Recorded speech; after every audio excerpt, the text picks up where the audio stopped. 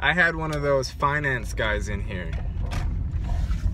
You know, those guys. They talk about money.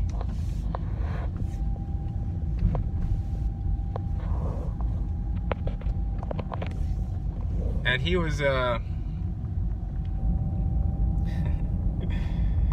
he talked about money for the whole trip to the airport, which took about half an hour. I thought I didn't like him at first when he first got in because he smelled like a finance guy, but once I heard him talk and stuff, by the time the trip was over, he had redeemed himself. But anyway, so this dude apparently is a manager of some sort of firm, right? They call them PEs, private equity firm. He was having a discussion about foreign security exchange fraud. Basically transferring currency from one type to another. That's called a foreign currency exchange or trade.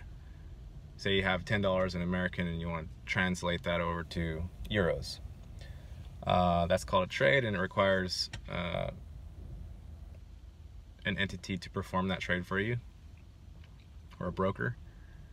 And what he was saying is that there's a big thing now apparently going on with private equity firms being bad kids and ripping off their investors. I guess there's a trial going on. Yeah, so the people that work at these firms are called asset managers, and they do trades. They trade stocks, they trade securities, they trade mutual funds, hedge funds, whatever. There's 1,000 different names for money, as we've discussed already.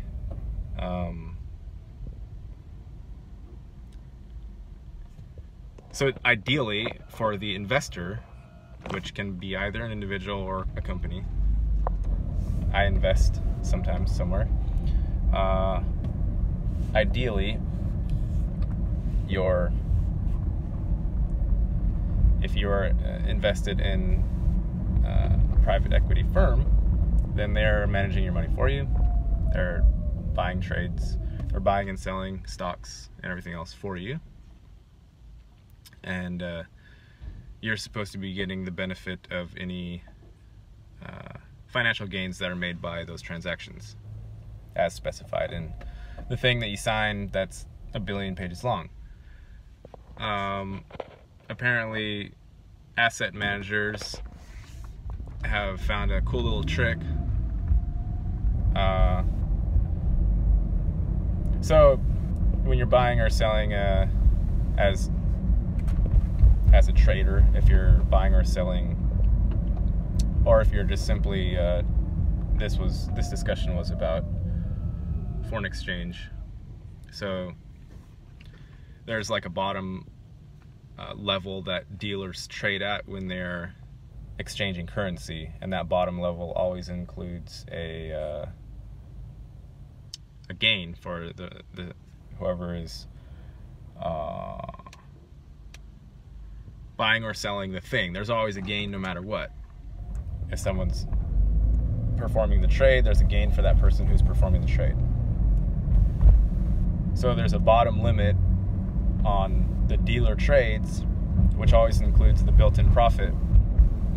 And what he was saying is that companies would be trading at not that bottom limit that includes the profit. They'd be trading at the actual bottom limit that doesn't include a loss, but it doesn't include any profit. And and then the thing would be time-stamped at a different part of the day. No, I got that wrong. They would be trading at the correct profit margin where profit would be made, but they'd be time-stamping it as if the trade occurred when the stock was at its low point during the day. And that's how it would go into their books. and the so according to the books, everything is fine and well, and the investors aren't worried too much about that particular thing because money isn't being lost. But that's called what's it called? Milking off the top, something like that. You know, you just take a little scooper thing and take off the top fluffy stuff, put it in the back pocket, and that's apparently a huge thing. So there are lots of companies that are involved. Anyway,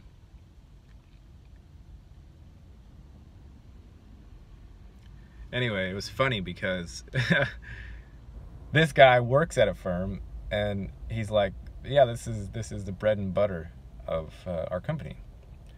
And what he was referring to was essentially policing the other companies that have this internal thing going on that they're not aware of necessarily. And he was saying that his company's bread and butter is by basically exposing the frauds and helping companies to hedge their own losses, because that's a loss for the company, because that money does not stay within the company and it does not go to the investor. It goes into some asset manager's pocket. And the funny thing is well, maybe he realized it, but he didn't seem to acknowledge the final part to that, I don't know what it is, little mental investigation, because if his company's bread and butter is policing fraudsters, then his company is benefiting from fraud. And it's the same thing as in a legal way. So like, that's where our society eventually breaks down at the final level, because we have people that are benefiting from the so-called evil in ways that is seen as good by the majority of society. It's the same. You could use the analogy of you know, people that work at a prison. We as a society, those guys are good guys. Like cops are good guys. They're protecting us from bad guys and stuff. But everyone that works in that prison system makes their bread and butter from the criminals. The criminals are literally providing food for their table, and they don't realize that. And it's the same thing with this guy. Even though he's a nice guy, like, I'm not you know, not Debbie Downing him or anything. Everybody has to do the thing somehow while they're here in this chaos realm. But it's never fails to blow my mind. Just like the inherent hypocrisy to the system. Anywho, hope you guys are doing well. Peace.